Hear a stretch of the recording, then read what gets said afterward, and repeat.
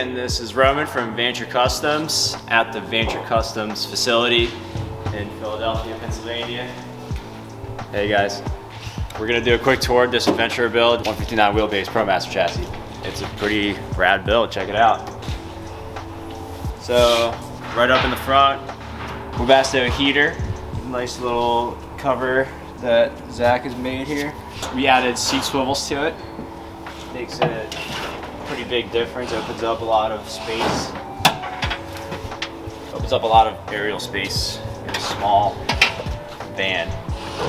And also we added this little lagoon table. You can lower it with this little lever right here. It works on friction and aluminum, so it's a little tricky, but you'll figure it out once you get used to that. This is the RTX 65 12 volt fridge by Dometic. It's a pretty sweet little fridge. It has a little freezer in here. Plenty to live out of. Me and Laura have lived out of a fridge that was the TRX 50. So this is a 65, making it even more livable full time. We got a little upper cabinet here with our little hydraulic struts. More storage down here. And a 110 volt outlet here with a USB 4 port that runs off of 12 volts straight from the battery. To run your outlets, you would have to turn on your 110 volt inverter, which is located in this little control panel area right here. You turn it on and you have power in all of your outlets, as well as having the ability to turn on your water heater, which you switch on right here with that little switch, and your water pump's ready to go. And now you have hot water. Hot water up at the tap and hot water in your shower. These are the tank heaters. They're on right now, but they only kick on when it is below freezing. So they will keep the tanks outside and inside just above the freezing point, so you don't have a huge frozen block of water in your tank. That will take a long time to defrost. I know from first-hand experience doing van life. A little water level gauge here to know how much fresh water you got in the back there, which we'll get to later in the video. Dimmer for your 12 volt puck lights, your GFI again, and another 4 port USB outlet. And this little guy is for the gray water valve that is located underneath the van. You come up to a drain sewage area where it's appropriate to drain, and then you just hit this button.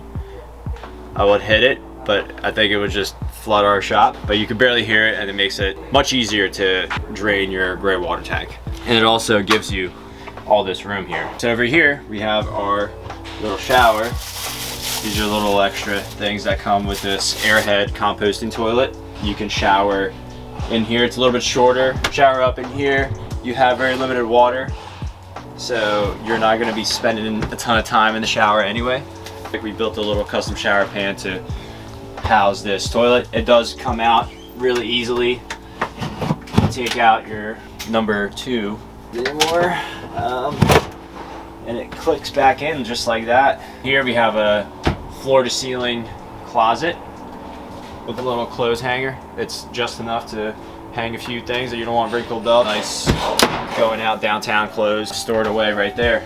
If you come over here, we have some more storage. We got pretty big drawers here. They're maple wood finished, so they're pretty water resistant with PVC edge banding. And a huge drawer down here. You could fit big equipment, camera equipment, whatever you may in here. It's plenty of storage. As you see, we have a ton of upper cabinet storage still left over up here. And over here we have our under bed storage. There's a little motion sensor light down there as soon as you open the door, so you don't have to turn it on or off. A ton of storage down there because of a cool little tank that we added. Over here, you can't really see, but we have our Max Air remote fan. Automatic fans just turn on by pointing at them like this. They open up themselves, they don't let water in, and you can set them on automatic where they turn on and off by themselves and try to keep it at 73 degrees to the best of their ability, which is a pretty nice option if you have a dog.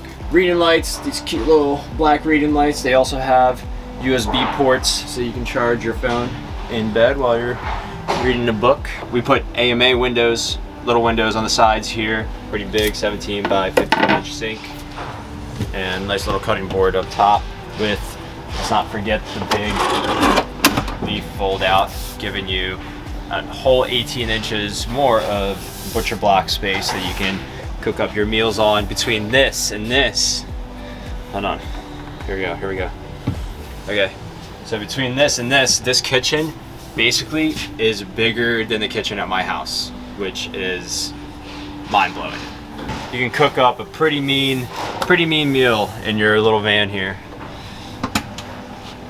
Fold this guy out of the way. That clicks down so it doesn't flop around. And now back here we have our big bed. This bed is 63 by 70 inches, so giving our clients plenty of room to sleep here. There's a over-the-wheel well tank. It's a pretty good quality tank. I like it. It opens up a lot more space on the floor underneath the bed here, giving you the ability to put that slide out bike rack or just a ton of storage. They chose not to have the plumbing covered, and I like that because you can see the tank while you're filling it up so you don't overfill it, and you can make sure that all your plumbing is nice and tidy. As you see, we have our little motion sensor LED light, and on this side of the van we have our electrical system. Dan added a nice little LED light around the inverter. Your main on and off switch here. You got your breakers for everything right here, inverter, solar panel, isolator charger, as well as your fuse panel. All right, that pretty much wraps up this adventure build tour. I hope you guys saw something you like. It's a pretty sweet full-time rig. Don't forget to comment, like, and subscribe, and venture on.